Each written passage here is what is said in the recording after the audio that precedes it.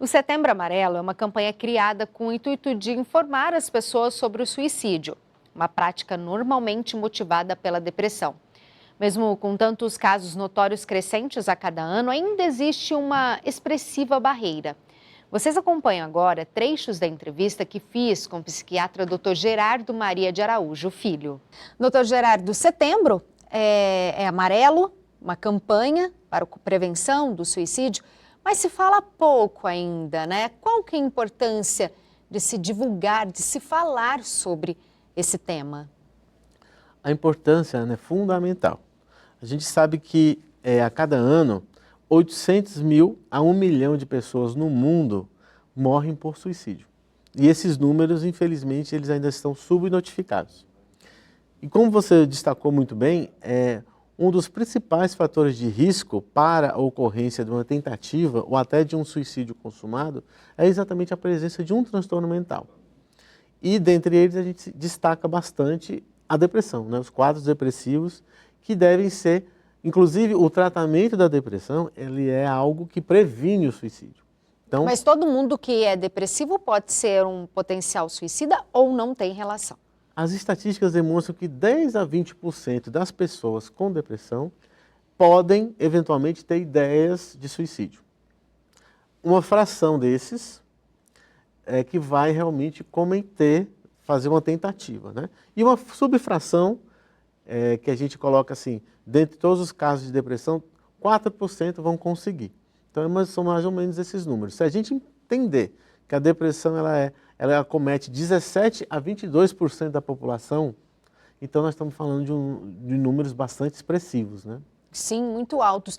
Doutor, para quem está assistindo a gente, a pessoa que quer cometer um suicídio, ela dá alguma pista? Ela dá algum sinal para quem está do lado poder ter essa acolhida, ficar atento? Sem dúvida.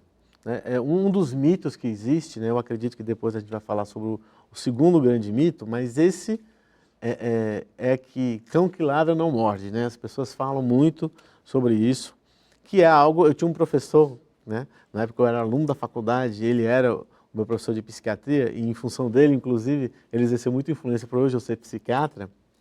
Ele falava assim, isso aí deve ser verdade na psicologia canina, né? Cão que ladra não morde, porque na psicologia humana, as pessoas dão muitas pistas, né? Elas começam a falar que a vida não vale a pena, que seria melhor que ela desaparecesse, que Deus levasse, que um cometa caísse na cabeça delas, enfim, coisas desse tipo que dão a entender que a pessoa realmente ela não está sentindo um prazer, um objetivo, um sentido na vida dela. Então a gente sempre tem que estar atento para esse tipo de frases, esse tipo de comunicação, para que a gente possa ajudar. Muitas vezes as pessoas entram por um ouvido e saem por outro, né?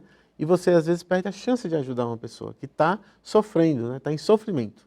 É uma dica também para as pessoas prestarem atenção nas postagens das redes sociais, que ali pode ter um indício, dependendo do conteúdo que for postado, doutor? Sim, né? Hoje assim, a gente comenta muito sobre a questão das redes sociais, né? Que a rede social, na verdade, ela é uma ferramenta que pode ser utilizada para bem ou para mal.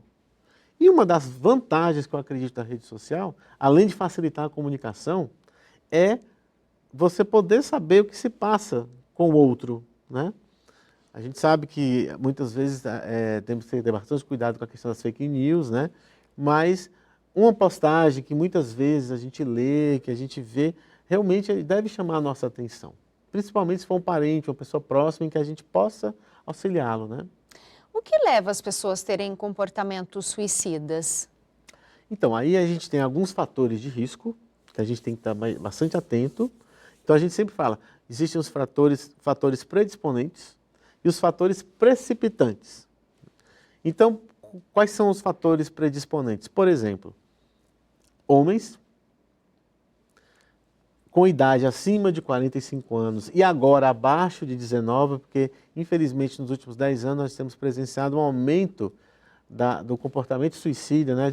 Esse termo é o termo mais genérico que a gente utiliza, que ele engloba ideias de morte, ideação suicida, que depois a gente pode até definir melhor esses termos, né? Tentativa de suicídio, então a gente chama de comportamento suicida. Né? Então houve um aumento do comportamento suicida nessa faixa mais jovem também, de adolescentes e adultos super jovens, assim. Então nós temos homens nessas duas faixas etárias, morar sozinho, né? Então um homem separado, solteiro ou viúvo, então a viuvez é um fator também de risco muito grande. Presença de transtornos mentais, principalmente a depressão pela sua prevalência, né? Nós temos a presença de uso de substâncias psicoativas, né? Álcool e substâncias psicoativas. Nós temos tentativas anteriores de suicídio, também um fator muito predisponente. História familiar também de tentativas de suicídio. Enfim, acesso, né? Então nós temos aquelas populações que têm mais acesso a meios letais, né? Então estamos falando de quem? Profissionais da saúde, que é um grupo que tem acesso às medicações. Militares, que também têm acesso à questão de porte de arma. Então essa facilidade de meios letais, ela também é um fator predisponente. Só que às vezes a pessoa pode ter esses fatores e o que vai fazer com que naquele dia, naquela hora especificamente, ela vá fazer. Uhum. Aí é o que a gente chama de fatores precipitantes. Que são o quê? Términos de relacionamento, o paciente, a pessoa no caso, né? Ela ser demitida inesperadamente. Alguns acontecimentos da vida, que a pessoa não consegue superar. Exatamente. Temos o luto, morte de familiares, nós não podemos esquecer que nós acabamos de passar por um período muito difícil. Você falou sobre o isolamento, morar sozinho. Então a gente passou por uma pandemia. Então agravou mais ainda quem tem esses pensamentos. Agravou, né? Porque aí o meio social, você cortou praticamente, né? A possibilidade de socialização física, porque houve a possibilidade de socialização, mas virtual, né? Você cortou a rotina das pessoas, muitas pessoas ficaram com a rotina completamente alterada. E principalmente nós também temos que lembrar que, infelizmente, mais de 700 mil famílias tiveram uma perda. A gente está terminando, mas eu quero que você deixe uma mensagem para quem está assistindo a gente, que esteja ali sofrendo, esteja tendo pensamentos em acabar com a própria vida, ou quem já tentou, mas graças a Deus não conseguiu.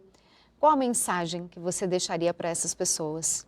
A mensagem que a gente sempre deixa é exatamente uma mensagem de esperança, uma mensagem de, até aproveitando a questão do Setembro Amarelo, é um mês especificamente dedicado para que a gente possa debater e conversar sobre isso. A melhor forma de falar sobre isso, né, a melhor forma de combater o preconceito é com informações, né? Então eu agradeço inclusive esse convite, né? Porque a gente precisa divulgar, né? Precisamos divulgar toda essa problemática e precisamos passar exatamente uma mensagem de esperança para essas pessoas, né? Que isso tem tratamento, né?